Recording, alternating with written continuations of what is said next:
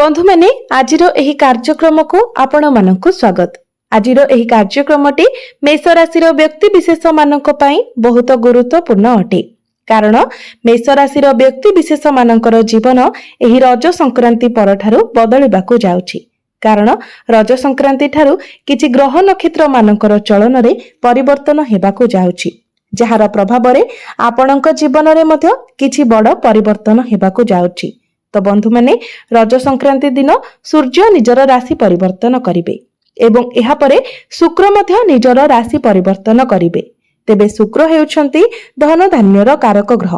तेबे बंधु माने एही रज संक्रांति परे आपणक जीवन रे केउ सब परिवर्तन हेबाकु जाउछि से विषय रे आजिर एही वीडियो रे आमे माने विस्तार भाबरे जानिबा।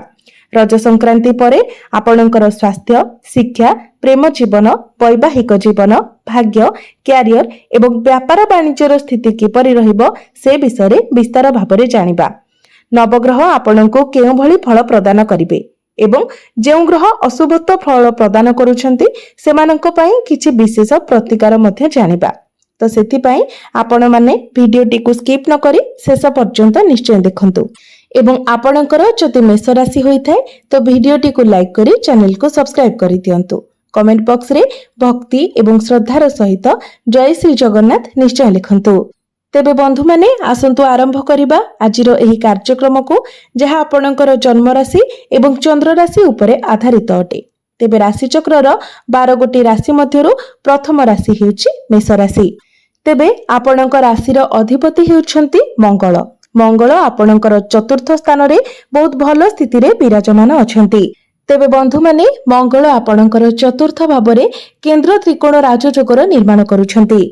तो स्वास्थ्य आपणकर भल रहिबो, किंतु गुरु आपणक कुंडली रे तृतीय भाबरे विराजमान अछंती, दुर्बल स्थिति रे अछंती। गुरु हेउछंती चर्बीर कारक ग्रह, तेणु आपणकर मोटापण बढ़िबा भली टिके समस्या देखा देई पारे, किंबा आपणकर पेट जनित किछि समस्या देखा देई पारे। लिवर, गैस्ट्रिक एसबुरे किछि प्रॉब्लम देखा देई पारे।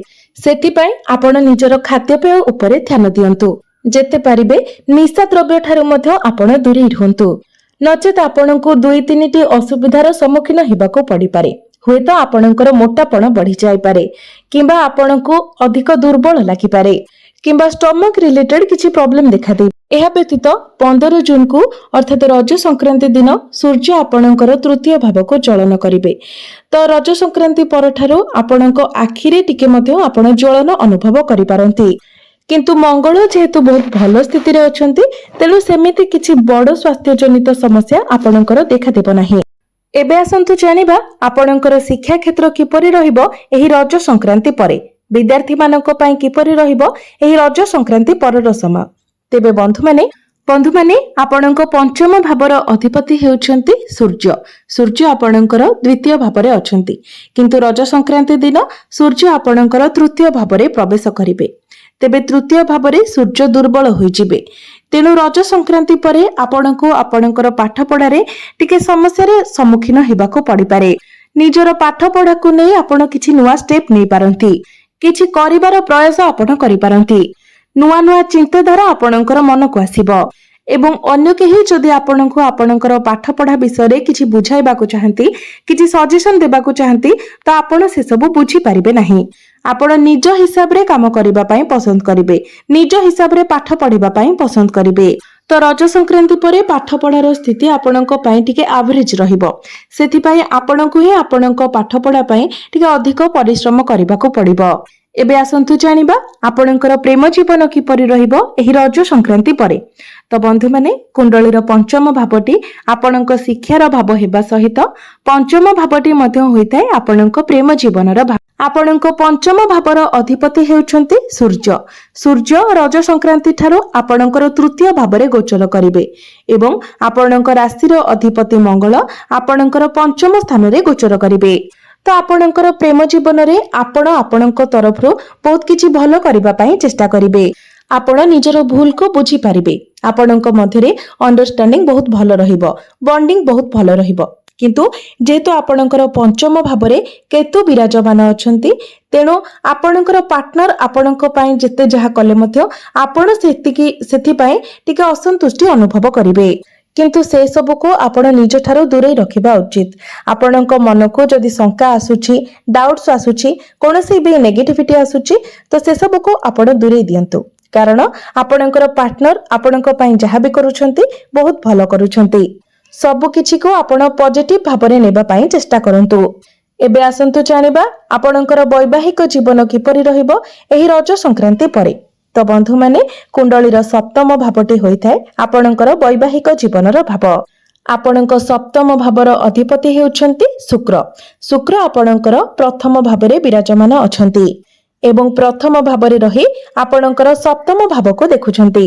बृहस्पतिंकर दृष्टि मध्य सप्तम भाव उपर को रहुछि। तो रज संक्रांति परे आपणकर वैवाहिक जीवन निश्चित भावरे बहुत भल रहिबो। आपणकर वैवाहिक जीवन सुखमय हेबो। जदि आपण दुई जण मिसी किछि भी प्लानिंग करूछंती निश्चित भावरे सेथिरे आपणको सफलता मिलिबो। पूर्वरु आपणकर वैवाहिक जीवन रे जदि कोनोसी प्रकारर मिसअंडरस्टैंडिंग थिला, कोनोसी प्रकारर भी समस्या थिला तो से सबुर मध्य समाधान होइजिबो। आपणक परस्परक मध्य रे भल पाइबा बढ़िबो। आपण दुई जनक मध्य रे संपर्क सुमधुर हेबो। एबे आसंतु जानिबा सबुठारु गुरुत्वपूर्ण विषय वस्तु आपणकर भाग्य, क्यारियर एवं व्यापार वाणिज्यर स्थिति किपरि रहिबो एही रज संक्रांति परे। तो बंधु माने कुंडलीर नवम भावटी होइथाय आपणक भाग्यर भाव। आपणक भाग्य भावर अधिपति हेउछंती देवगुरु बृहस्पति। गुरु आपणकर तृतीय भावरे विराजमान अछंती, किंतु तृतीय भावरे रही गुरु निजर स्वगृह नवम भाव को देखुछंती। एहा व्यतीत गुरुंकर दृष्टि आपणकर एकादश एवं सप्तम भाव उपरे मध्य रहुछि। तेबे बंधु माने एमितिरे तृतीय भावटी को कुंडली रे भलो बोली माना जाय न थाए, किंतु तृतीय भावरे रही गुरु निजर स्वगृह को देखुछंती। तेणु आपण जेउ भी कार्य करिवे प्रथमे सेथिरे टिके बाधा विघ्न आसीबो, किंतु जदि देखिबा किंतु परिशेष रे सेथिरे आपणको सफलता मिलिबो। तेणु आपण जहाँ भी कार्य करूछंते निश्चित होई करंतु। जदि प्रथमे किछि बाधा विघ्न आसुची तो आपण ताको डरी जांतु नाही किंबा निजर काम को बंद करंतु नाही, कारण गुरु तृतीय भावरे थिबा हेतु प्रथमे आपणकर कार्य रे किछिटा बाधा विघ्न आसीबो, किंतु गुरुंकर दृष्टि भाग्य भावरे रहुतिबा कारणरो आपणकर सेही कार्य मध्य संपूर्ण होइजिबो। कार्य रे आपणको सफलता मिलिबो। तेणु भाग्य आपणकर सपोर्ट करिवो। तेणु जदि आपण किछि शुभ मांगलिक कार्य करिबा पई चाहुचंती, किछि इन्वेस्टमेंट करिबा पई चाहुचंती, किछि बड़ जिनिस आपण किणा किणी करिबा को चाहुचंती तो निश्चित होय आपण ताहा करि परिबे। एबे आसंतु जानिबा आपणकर कार्य क्षेत्र किपरि रहिबो एही रज संक्रांति परे। तो बंधु माने कुंडलीर दशम भावटी होइथाय आपणकर कार्य क्षेत्रर भाव। आपणक दशम भावर अधिपति हेउछंती शनि। शनि आपणकर द्वादश भावरे गोचर करूछंती। मंगलंकर दृष्टि दशम भाव उपरे रहुछि। गुरुंकर दृष्टि एकादश भाव उपरे रहुछि।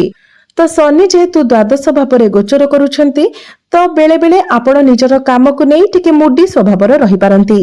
बेले बेले आपण निजर काम को नै कि गर्व करि पारंती एवं बेले बेले बिना किछि कारण रे ही आपण निजर सीनियर एवं आपणकर बॉस को सहित मध्य आर्गुमेंट करि पारंती।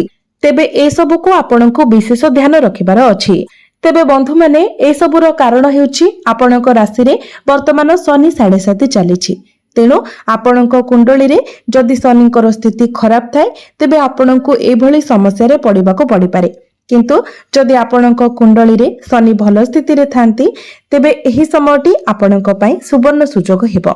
आपणक उपरे कार्यभार अधिक रहिले मध्य रेस्पोंसिबिलिटी अधिक रहिले मध्य आपणको बहुत अधिक सफलता मिलिबो। एही समय रे शनि आपणको रंकरु राजा मध्य बनाई देई पारंती, कारण शनि हेउछंती कर्मकारक ग्रह। शनि आपणको आपणकर कर्म आधार रे ही फल प्रदान करिथांती। तेबे मने रखिबे आपण जेते पारिबे आर्गुमेंट ठारू दूरे रहिबे। निजर काम को नेकी आपण स्टेबल रहिबा पई चेष्टा करंतु। तरबरिया भाबरे किछि कुहंतु नाही किंबा कोनोसी डिसिजन नियंतु नाही।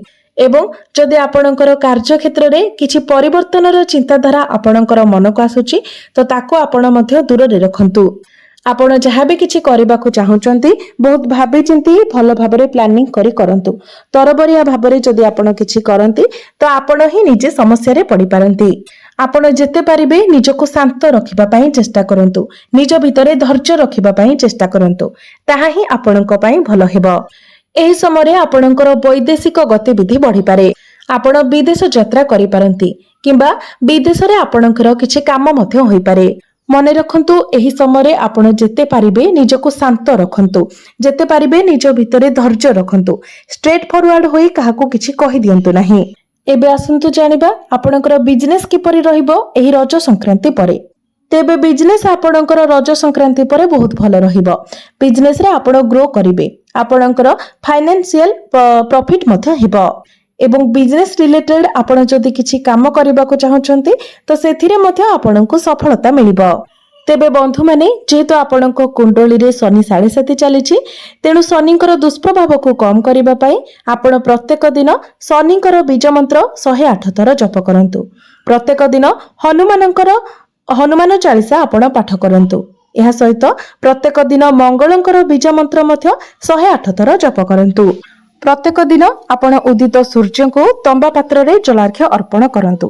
ନିଶ୍ଚିତ ଭାବରେ ଆପଣଙ୍କର ଯାହା ସବୁ ଅଶୁଭତ୍ୱ ରହୁଛି ସେଗୁଡ଼ିକ ଖଣ୍ଡନ ହୋଇଯିବ ଏବଂ ଆପଣଙ୍କୁ ଅଧିକ ମାତ୍ରାରେ ଶୁଭ ଫଳ ପ୍ରାପ୍ତି ହେବ।